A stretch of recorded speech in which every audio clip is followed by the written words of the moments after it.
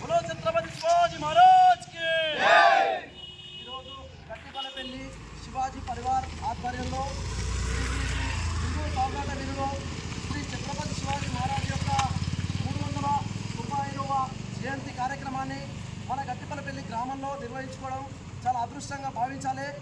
వాస్తవంగా ఛత్రపతి శివాజీని కాలానుగుణంగా మర్చిపోతున్నాము.